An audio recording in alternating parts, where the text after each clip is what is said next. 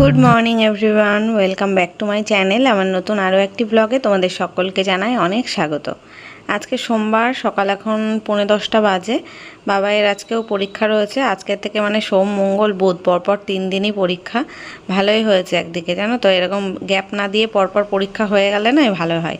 মাঝখানে বেশি দিন গ্যাপ দিয়ে দিলেই বোরিং হয়ে যায় বিষয়টা। তো যাই হোক, ও পরীক্ষার জন্য রেডি হয়ে খেতে বসেছে। আজকে আর ভাত রান্না করিনি, ভাত ছিল, ভেজে দিলাম ডিম পেঁয়াজ দিয়ে, সেটাই খেয়ে যাচ্ছে। আর আমি ওই ঘরটা গুছিয়ে নিয়েছি, আমাদের বিছানাটা দেখলেই তো। আর এই ঘরটা একটুখানি গোছাতে হবে, জামা কাপড় আছে খাটের পাড়ে কয়েকটা। আর বাইরের আবহাওয়াটা আজকে বেশ ভালো, সকাল থেকে দেখছি বেশ সুন্দর রোদ আছে, তবে আকাশটা একটু মানে কালো মেঘলা করে আছে। এখন তো বর্ষাকাল, এরকমই হয়, আকাশ থাকে মেঘলা, এদিকে রোদ ওঠে, আবার যখন তখন বৃষ্টি এসে যেতে পারে, বলা যায় না।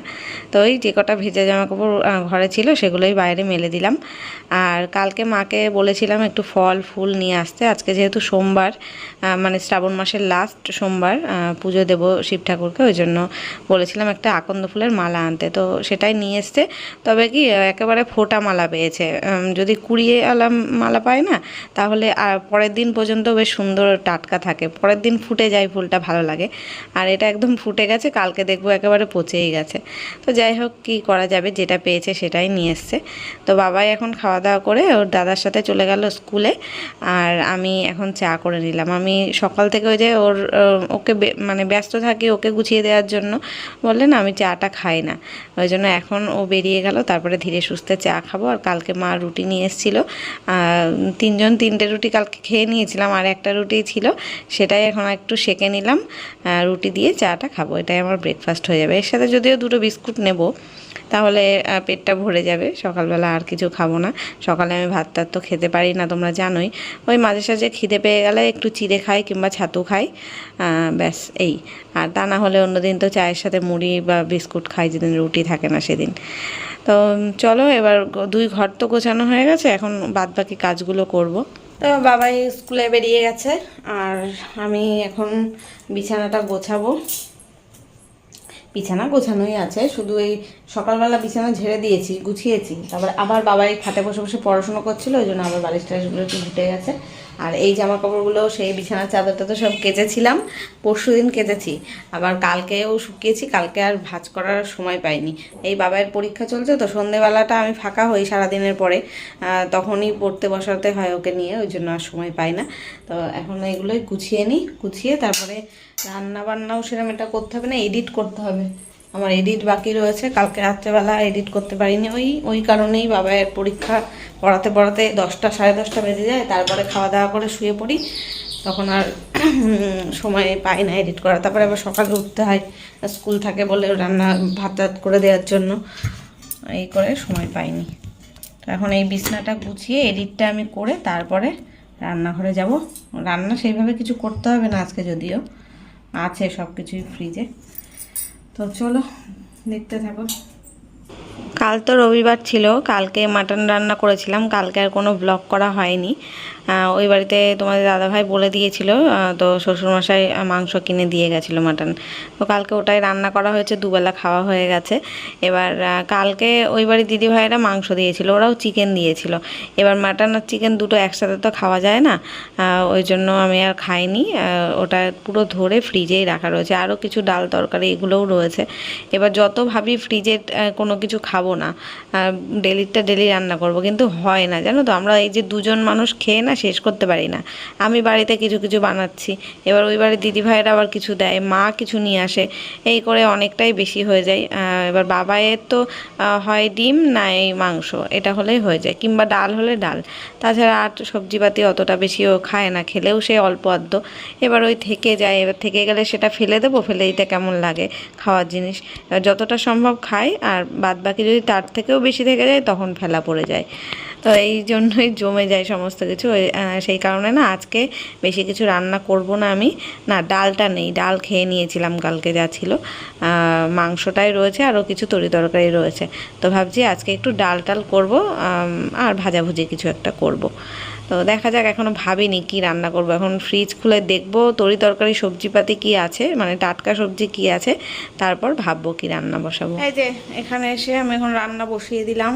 একটু ডাল বসিয়েছি লবণ দিয়ে কাঁচা লঙ্কা দিয়ে সেদ্ধ হতে, আর ভাতের চালটাকে ভিজিয়ে রেখেছি। হাঁড়িটা মাজলাম, এই ফ্রাই প্যানটা মাজলাম, এগুলো লাগবে রান্না করার জন্য।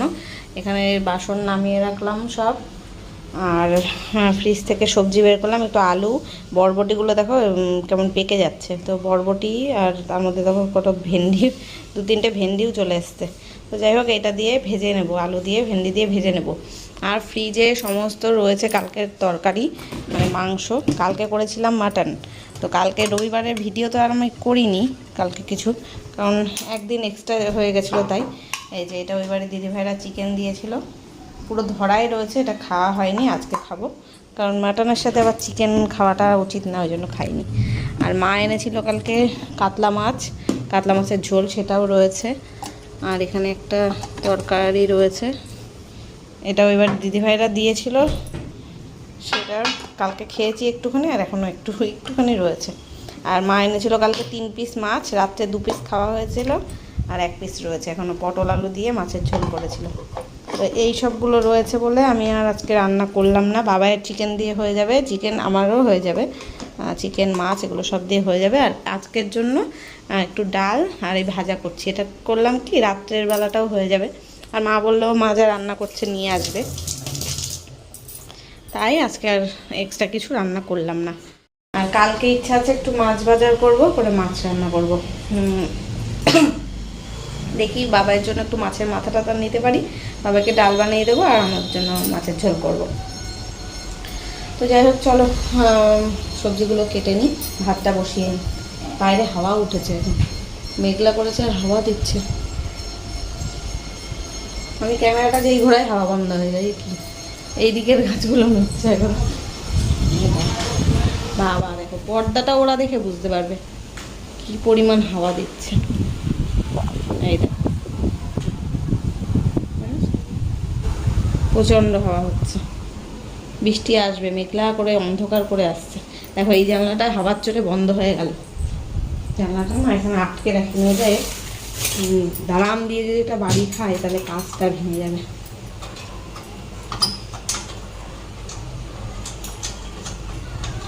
এই আটকাচ্ছে, এই পাশেরটা আটকায়।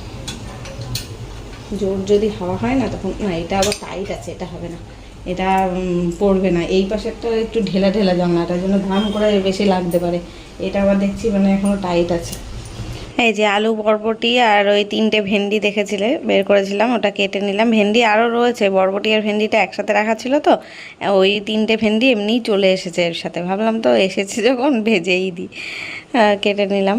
আর এখন এই কদিন ধরে এরকমই তোমরা দেখতে পাবে, এই হয় এক পদে রান্না, নইলে এই ডাল, ডিম, ভাজা ভুজি এইসবই। তোমাদের দাদাভাই যতদিন না বাড়ি আসবে ততদিন ঠিকভাবে বাজারও হবে না, রান্নাবান্নাও হবে না। আমি তো বাজারে যাই না, আর আমি বাজার করতেও পারি না, মাছ মাংস বাজার এগুলো করতে পারি না। ওই যদি আনার হয় তাহলে হয় আমার মাকে দিয়ে নয় বাবাকে দিয়ে আনাবো, নইলে আমার শ্বশুরমশাইকে দিয়ে আনাতে হবে। আর ওই আমি ইচ্ছা করেই মাছ আনাই না, বাবাই খায় না বলে। আর মাংসর তো কালকে খেয়েছি, আজকেও তো সেই মাংসই খাওয়া হচ্ছে। আর দেখি, আর ডিমটা তো আমি এই দোকান থেকে এনেই নিতে পারি, সেটা কোনো প্রবলেম নেই। আর তোমাদের দাদাভাই এই সপ্তাহ শেষের দিকে আসবে, তখন থেকে আবার বাজার আনবে। আমি যাই হোক দিয়ে খেয়ে নিতে পারবো, কিন্তু তোমাদের দাদাভাই আবার মাছ মাংস ছাড়া তো খেতে পারে না। তোমরা তো দেখেইছো, আমরা প্রচুর পরিমাণে মাছ মাংসটাই বেশি খাওয়া হয়, সবজির থেকেও বেশি।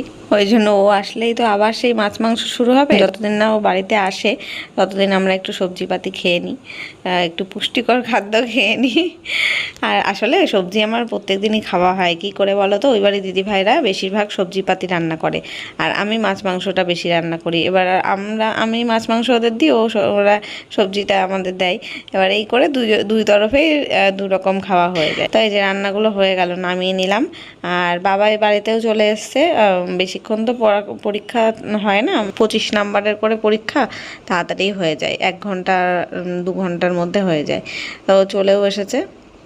12টা 10-এ ওদের পরীক্ষা শেষ হয়। এখন ওর বাড়ি আস্তে আস্তে ধরো 15-20 কি বড় জোর 12:30, তার বেশি লাগে না। আর ও আসলো তাই আমি আপেলটাকে কেটে দিলাম ওকে। আপেলটাও ভালোবাসে খেতে, তাও আবার কোনো কোনো সময় বলে খাবো না। তো মাকে দিয়ে আপেল আর পেয়ারা নিয়ে এসেছি, পুজোতেও দেবো। আর একটা বাবাইকে আপেল কেটে দিলাম, এখনও পেয়ারা রেখে দিয়েছি ফ্রিজে, কালকে আবার কেটে দেবো খুনি। পেয়ারাটা জিজ্ঞেস করলাম যে খাবি কিনা, বললো না খাবো না। ও বাড়িতে এসে ওই যে দোকানে গিয়ে একটা চিপস আর একটা কুরকুরে কিনে নিয়ে এসছে।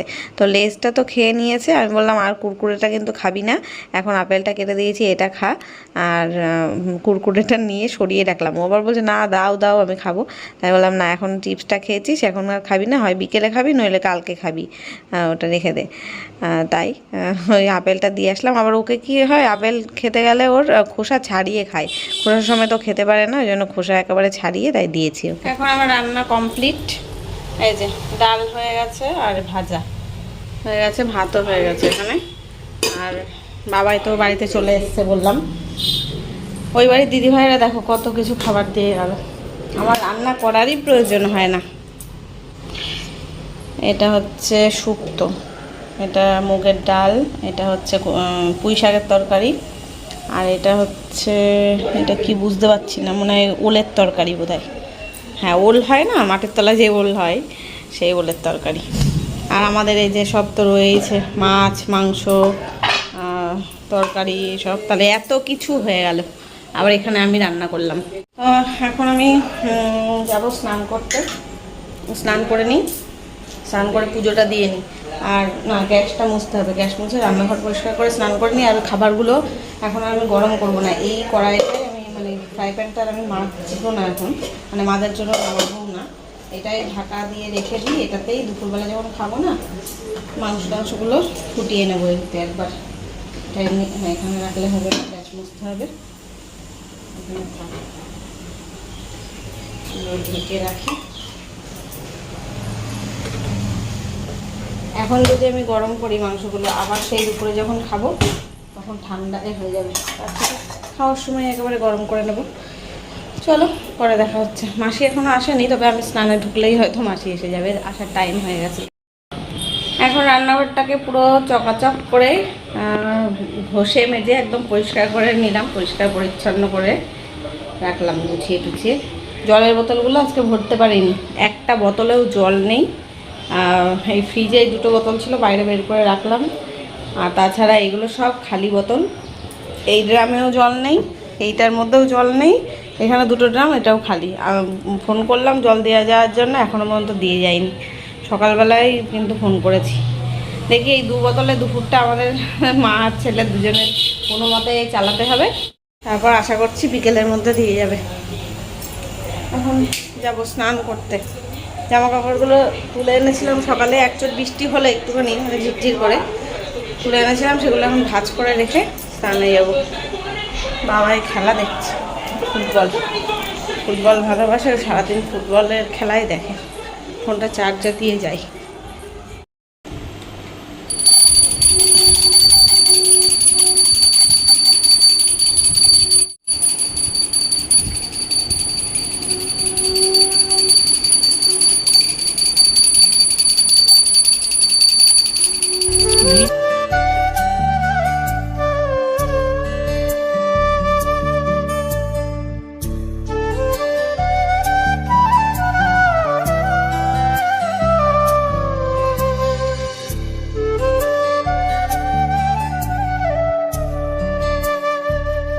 Good evening everyone. এখন সন্ধ্যের চা করে নিয়েছি, সন্ধ্যে দিয়ে ফ্রেশ হয়ে এখানে আসলাম, চা করলাম। না, চা মা নিয়ে এসেছিলো, তারপর আমি আবার গরম করলাম চিনি টিনি দিয়ে।